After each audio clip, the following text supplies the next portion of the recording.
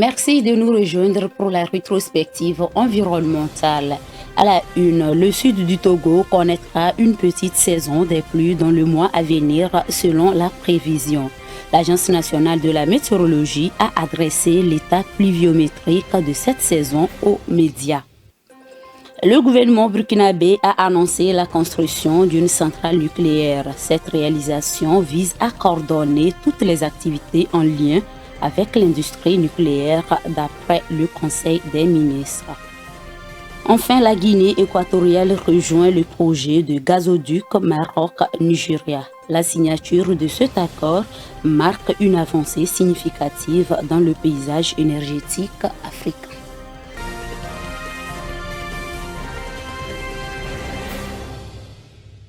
Le mois de septembre sera accompagné d'une petite saison des pluies au sud du Togo. Face à la presse, l'Agence nationale de la météorologie du Togo, ANAMET, a dévoilé les caractéristiques de prévision de cette saison.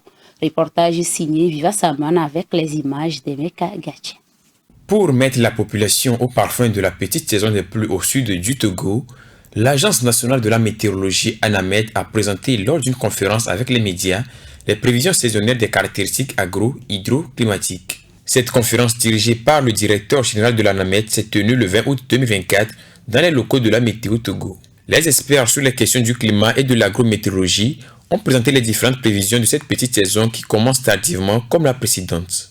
Pour les 3 mois qui vont arriver précisément le mois de septembre, octobre et novembre, donc les prévisions au niveau de l'Agence nationale de la météorologie révèle que au niveau du nord, la tendance humide va revenir à partir du mois de septembre. Donc, et on aura une saison pluvieuse qui va finir un peu plus tard. Donc un peu plus tard, cela voudra dire qu'on peut aller dans le nord jusqu'à mi-novembre. Donc dans le sud, c'est la petite saison qui va démarrer. Donc cette fois-ci, les prévisions montrent que cette petite saison va démarrer un peu plus tard. Donc un peu plus tard, cela voudra dire qu'à partir du mois de septembre, la petite saison va s'installer. Donc septembre, octobre et puis novembre, donc au niveau de la zone sud-Togo. Des échanges approfondis avec les hommes et femmes de médias ont permis de mieux comprendre les grands enjeux de cette saison pluvieuse, notamment pour le secteur agricole.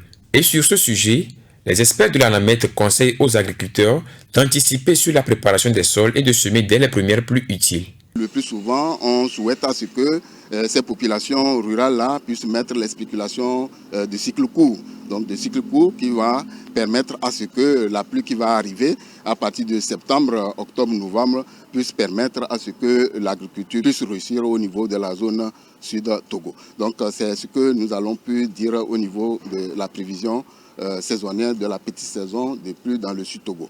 Donc au niveau des bassins, il va falloir le dire, au niveau des bassins lac Togo, bassin du Mono et bassin de Loti, les prévisions montrent qu'on aura une situation qui va aller excédentaire à normale. Cela voudra dire qu'on aura des pluies, des fortes pluies probablement, qui vont pouvoir faire entraîner ce que nous appelons les débordements de ces différents cours d'eau. Donc les populations à ce niveau doivent faire énormément attention pour pouvoir sécuriser un tant soit peu leurs activités économiques. Aussi, la population est invitée à suivre régulièrement les prévisions quotidiennes et intrasaisonnières que publie la direction de la Météo Togo. Une astuce qui assure les chances d'un bon rendement agricole, comme le témoignent certains paysans ayant déjà fait l'expérience. L'Agence nationale de la météorologie du Togo a profité de cette conférence pour saluer et remercier les partenaires techniques et financiers, particulièrement le programme de résilience du système alimentaire au Togo, FSRP. Le nord du Togo et l'est de la région des plateaux connaissent un déficit pluviométrique suite à la remontée anormale du front intertropical. Le phénomène a créé des conditions de sécheresse sévères impactant la croissance des centaines de cultures dans ces zones. Voyons cela avec Irène Papadine. La remontée anormale du front intertropical depuis fin juin 2024 a provoqué un déficit pluviométrique dans le nord du Togo et à l'est de la région des plateaux. Cette situation a conduit à des conditions de sécheresse sévères, affectant gravement la croissance des cultures principales comme le maïs, le sorgho et le mil. Les sols privés d'une humidité suffisante ne permettent pas un développement optimal des plantes, ce qui entraîne une perte potentielle de récolte. Les conséquences de cette anomalie climatique sont particulièrement préoccupantes pour les régions agricoles vulnérables du Togo. L'insuffisance de pluie a un impact direct sur la qualité des sols, la productivité des cultures et les moyens de subsistance des agriculteurs. L'étude météorologique souligne que les périodes de sécheresse prolongées peuvent diminuer les réserves en eau des sols et accroître la nécessité d'irrigation, un facteur crucial pour les agriculteurs de ces régions. Les répercussions économiques incluent non seulement la perte de récolte, mais aussi les coûts accrus pour les pratiques de gestion de l'eau et la nécessité d'adaptation agricole. Les prévisions météorologiques pour le mois d'août 2024 indique une amélioration temporaire des conditions pluviométriques, mais avec des pauses pluviométriques possibles à la fin du mois. Pour atténuer les impacts à court terme, il est conseillé aux producteurs de préparer les sols en avance et de s'aimer dès les premières pluies. La normalisation des pluies est attendue au début du mois de septembre 2024, bien que les précipitations puissent diminuer à nouveau entre le mois d'octobre et de novembre. Les stratégies adaptatives doivent inclure l'ajustement des calendriers de semis et d'intégration de techniques de gestion de l'eau plus efficaces pour anticiper les périodes de sécheresse. Pour minimiser les impacts négatifs des déficits pluviométriques, il est crucial d'adopter des pratiques agricoles durables. Les producteurs devraient se tourner vers des cultures à cycle court, telles que le niébé, le soja, le sésame, qui sont plus résilientes aux conditions de sécheresse. De plus, l'amélioration des infrastructures agricoles et la promotion de l'agriculture de conservation sont également essentielles pour renforcer la résilience des systèmes agricoles face à la fluctuation climatique future. Le changement climatique touche presque tous les aspects de la vie sur Terre. Ce phénomène menace de bouleverser les habitudes alimentaires à travers la dégradation des sols, la modification des conditions de production agricole et la diminution de la disponibilité des ressources en eau. Altération biologique, diminution des rendements, risque de contamination, aggravation de l'insécurité alimentaire, le système alimentaire est considérablement mis en péril par le changement climatique. Salades, choux, tomates ou aubergines sont de plus en plus difficiles à produire en raison de fortes chaleurs, du manque de précipitations et des ressources en eau. C'est le cas également des petits pois, des oignons et des pommes de terre, des légumes qui risquent de laisser la place sur des étals de certaines régions à d'autres moins gourmands en eau comme la patate douce. De même pour la vigne, toutes les cultures subissent des conséquences du changement climatique. Cela a un impact sur le goût du vin avec une perte d'acidité du raisin et provoque un changement du profil aromatique. En France, comme en Europe, par exemple, les rendements des cultures de blé stagnent depuis le milieu des années 1990. Les effets du climat expliqueraient en grande partie cette situation avec l'augmentation de la fréquence et de l'intensité des déficits en eau, des fortes températures et des aléas climatiques. Des conditions que l'on ne trouve que dans certaines zones du monde comme au Brésil, la Colombie ou l'Éthiopie. Ces conditions idéales qui pourraient disparaître à certains endroits et amener les exploitants à changer leurs conditions de production avec une incidence sur le goût. Selon une étude du Centre de coopération internationale en recherche agronomique pour le développement, le réchauffement climatique pourrait rendre inexploitables 50% des surfaces dédiées au café d'ici à 2050, ainsi que la croissance des fruits en France au cours des prochaines décennies. En 2030, 45% des zones de production étudiées seront considérées comme à risque extrême de perte de rendement ou élevé contre 22% aujourd'hui. Ce risque sera très variable d'un fruit à l'autre et d'un département à l'autre. Il pourra atteindre 60% pour les abricots contre 28% aujourd'hui. En cause, principalement le gel, la sécheresse et les vagues de chaleur dont le nombre pourrait être multiplié par 4 au cours des prochaines années, a révélé l'étude. Malgré le potentiel agricole du Soudan du Sud, 7 millions de personnes sont touchées par la précarité alimentaire dans le pays. Face à cette situation, la Banque africaine de développement BAD soutient le pays avec un don de 46 millions de dollars pour la productivité agricole, la sécurité alimentaire et la résilience de ce pays. Le point avec Irène Papatina. Le Soudan du Sud est un pays qui dépend largement de l'agriculture qui le génère 70% des emplois et jusqu'à 95% des revenus des ménages à l'échelle nationale. Seulement, le potentiel de ce secteur n'est pas encore suffisamment exploité. Selon la Banque africaine de développement, ce pays d'Afrique de l'Est est le 3e pays le plus fragile au monde et le 5e pays le plus vulnérable au changement climatique. Seuls 4,5% des terres sont actuellement exploitées et plus de 7,1 millions de personnes ont du mal à accéder à une alimentation suffisante et nutritive. Face à la situation, la Banque africaine de développement a débloqué une enveloppe de 46 millions de dollars pour la mise en œuvre du pacte de livraison pour l'alimentation et l'agriculture que le gouvernement sud-soudanais avait présenté lors du sommet Dakar 2, Nourrir l'Afrique qui s'est tenu en janvier 2023 au Sénégal. Ce programme qui vise le renforcement de la sécurité et l'autosuffisance alimentaire permettra le déploiement à grande échelle de technologies et de systèmes de production intelligents face au climat, le renforcement des chaînes de valeur prioritaires telles que le sorgho, le riz, le sésame et les produits de la pêche, ainsi que la promotion des solutions numériques de conseil agricole et climatique.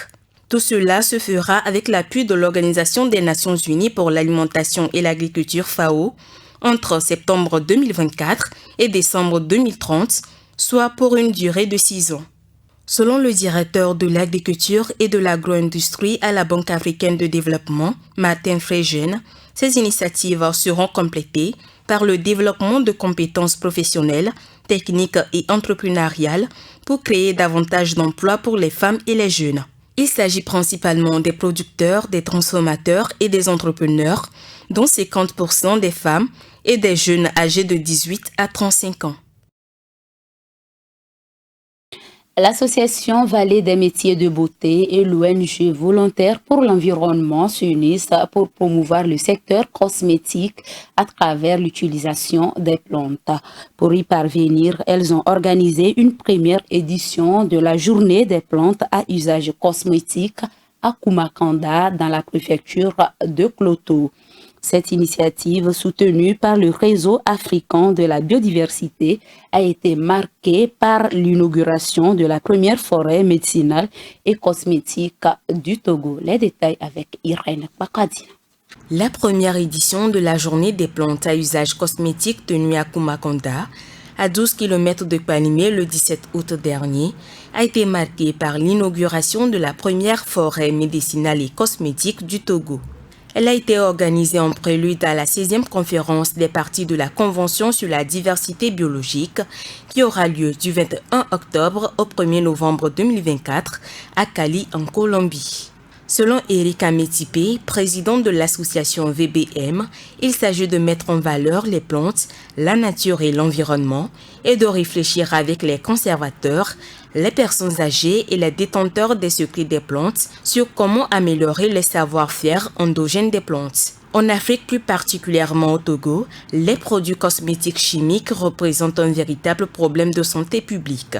Le directeur exécutif de l'ONG Jeunes Volontaires pour l'Environnement JVE Sena Aluka a révélé que ces produits, en plus de polluer l'air qui nous entoure, ils polluent l'eau et les sols.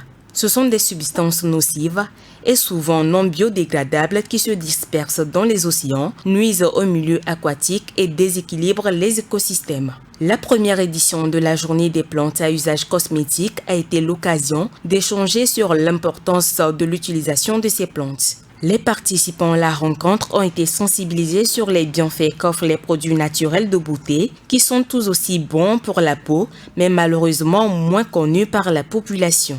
Cette forêt qui s'étale sur une superficie d'1 hectare contient essentiellement des essences à usage cosmétique, aromatique, botanique et médicinal. Une plaque indicative a été installée pour guider ceux qui souhaitent la visiter et le public a été convié à préserver cette biodiversité qui est d'une énorme utilité. La journée a été également riche en débats sur les savoirs traditionnels dans le domaine du bien-être et de la beauté, avec à la clé une série de 10 résolutions prises aux fins pour matérialiser les leçons apprises. Il est à noter que des autorités locales et des diverses associations locales ont participé à l'événement. La Guinée équatoriale a officiellement adhéré au projet du gazoduc reliant le Nigeria au Maroc, renforçant ainsi le rôle de ce projet dans l'intégrité énergétique du continent africain. Cette adhésion, annoncée lors d'une cérémonie officielle à Malabo, marque une étape importante pour le développement du secteur énergétique en Afrique centrale. Francesca Disso. La Guinée équatoriale a rejoint le projet de gazoduc Maroc-Nigeria, un investissement de 25 milliards de dollars destiné à approvisionner en gaz naturel liquéfié son terminal via une infrastructure traversant le golfe de Guinée. Cet accord renforce la coopération énergétique entre les deux pays, permettant à la Guinée équatoriale de diversifier ses sources de gaz et au Nigeria de valoriser ses importantes réserves gazières sous-exploitées.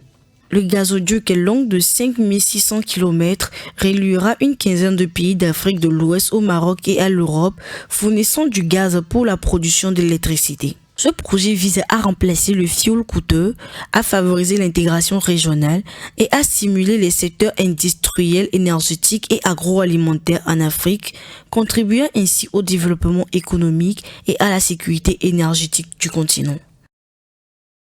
Bientôt, les États-Unis vont passer à une étape supérieure en matière d'énergie renouvelable. Le pays a annoncé la construction de la plus grande batterie du monde d'une capacité de 85 MW de puissance.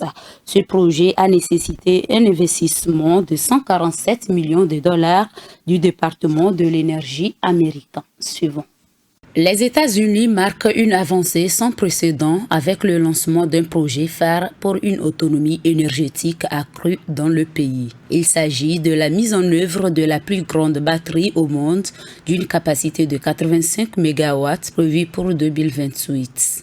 Ce projet monumental, situé sur un ancien site de papeterie à Lincoln, est piloté par l'entreprise Foam Energy basée à Massachusetts. Il est soutenu par un investissement de 147 millions de dollars du département de l'énergie américain. L'initiative est vue non seulement comme un tremplin pour la sécurité énergétique régionale, mais aussi comme une étape cruciale vers l'autonomie énergétique à l'échelle nationale. Au cœur de ce projet se trouve l'innovation avec l'utilisation des batteries fer-air, une technologie prometteuse qui se distingue par sa simplicité de construction, son entretien facile et sa recyclabilité en fin de vie.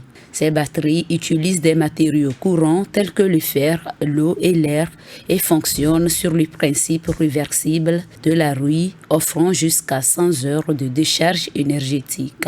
Comparé aux solutions de stockage énergétique traditionnelles, les batteries fer-air proposées par Foam Energy offrent des avantages non négligeables. Elles sont 10 fois moins coûteuses à déployer que les technologies concurrentes et ne présentent pas de risque d'inflammabilité. De plus, leur capacité à fonctionner sur des périodes prolongées sans perte significative de performance les rend particulièrement adaptées pour soutenir l'intégration des énergies renouvelables telles que l'éolien et le solaire dans le réseau électrique.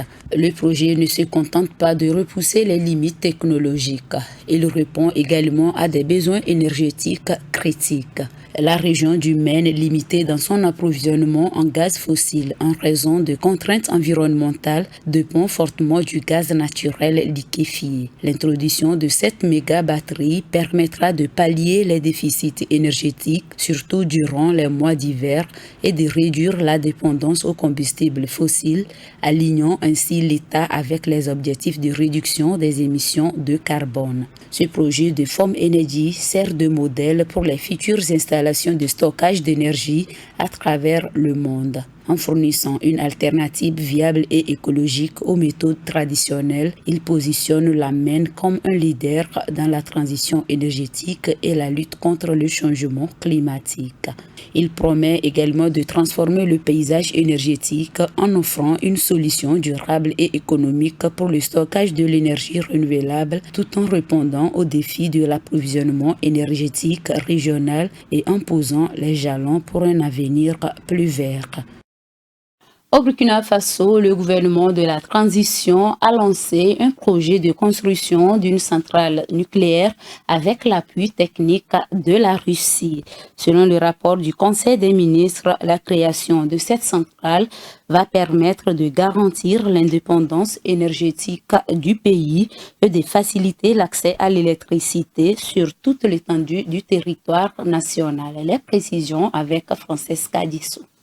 Le Burkina Faso, sous l'impulsion du président Ibrahim Traoré, a décidé de créer l'Agence burkinabé de l'énergie atomique, ABEA, pour garantir l'indépendance énergétique du pays et améliorer l'accès à l'électricité sur tout le territoire. Cette initiative, exprimée lors du sommet Russie-Afrique en 2023, vise à pallier les crises énergétiques récurrentes en recourant à l'énergie nucléaire, un projet centralisé par l'ABEA.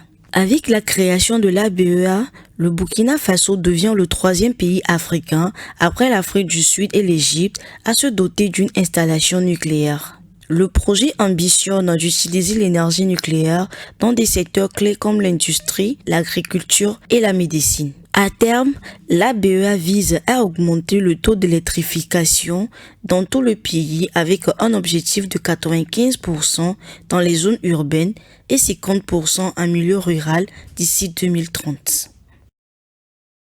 Dans le reste de l'actualité, la Terre a connu son mois de juillet le plus chaud jamais enregistré. Selon l'Agence américaine d'observation océanique et atmosphérique NOAA, le record de la température observée le mois dernier est le 14e d'affilée. Ce scénario devient une routine et rappelle le danger que subit la planète. Viva Samana nous en dit plus.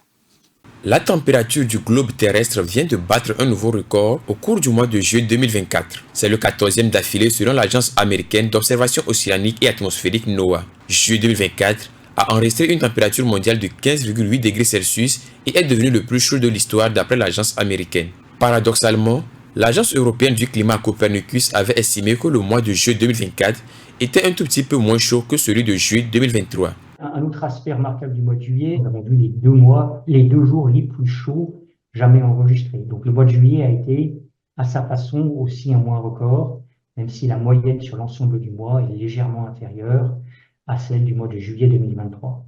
Néanmoins, les deux agences sont d'accord sur le caractère alarmant de la situation. Le mois dernier a été marqué par une série de vagues de chaleur dans les pays méditerranéens et ceux du Golfe. La hausse de la température mondiale n'a pas été ressentie de la même manière dans toutes les parties de la Terre. Alors que l'Afrique, l'Europe et l'Asie ont enregistré leur mois de juillet le plus chaud, l'Amérique du Nord l'a connu comme son deuxième. La chef adjointe du service changement climatique de Copernicus, Samantha Burgess, a rappelé que les effets dévastateurs du changement climatique ont commencé depuis des années et se poursuivront jusqu'à ce que les émissions mondiales de gaz à effet de serre atteignent la neutralité carbone. Le plus grand iceberg du monde, baptisé l'A23 par les scientifiques, tourne en rond depuis le mois d'avril dans l'océan Antarctique. Ce phénomène s'appelle colonne de Taylor selon les océanographes. Pour en parler, Vivas Ama. L'A23A est un énorme iceberg en forme de dent qui s'est détaché de la côte antarctique de la plateforme Filchner-Ronne en 1986. Sa superficie est estimée à environ 4000 km², ce qui correspond à 40 fois la taille de la ville de Paris. Pour ce qui est de son poids, ce bloc géant de glace pèserait plus de 1000 milliards de tonnes avec une épaisseur qui atteint 400 mètres à certains endroits. Avec ces caractéristiques, l'A23A est considéré comme le plus grand iceberg au monde, mais aussi l'un des plus vieux. Aujourd'hui, le plus grand iceberg du monde est bloqué au nord des îles Orcades du Sud, au milieu de l'océan Antarctique. Après s'être détaché en 1986, cette mastodonte est restée statique dans la mer de Weddell pendant 30 ans avant de partir à la dérive en 2020. Des images satellites avaient révélé que l'iceberg vacillait rapidement au-delà de la pointe nord de la péninsule antarctique, poussé par des vents et des courants froids. À la fin de l'année dernière, il avait été observé en train de s'aventurer vers le nord de l'océan Austral et se situait en janvier dernier entre l'île de l'Éléphant et les îles Orcades du Sud. Au printemps passé, l'A23A est entré dans le courant circumpolaire antarctique qui déplace un volume d'eau autour du globe 100 fois supérieur à tous les fleuves du monde réunis selon la BBC. Le chercheur de l'Open University, Mark Brandon, déclare qu'on pense généralement aux icebergs comme des choses transitoires qui se fragmentent et fondent, mais celui-ci est particulier. Selon lui, cet iceberg est un géant qui refuse tout simplement de mourir. Depuis le mois d'avril, il est resté en place au nord des îles Orcades du Sud, tournant dans le sens inverse des aiguilles d'une montre d'environ 15 degrés par jour. D'après les scientifiques, tant qu'il continue ainsi, sa dégradation et sa disparition éventuelle sont retardées. Il est en effet coincé dans un cylindre d'eau en rotation appelé la colonne de Taylor. À cet endroit, l'A23A pourrait rester immobilisé pendant des années. C'est sur ces images de l'iceberg que referme cette édition. Merci de votre aimable attention. Green TV International, we revive the environment.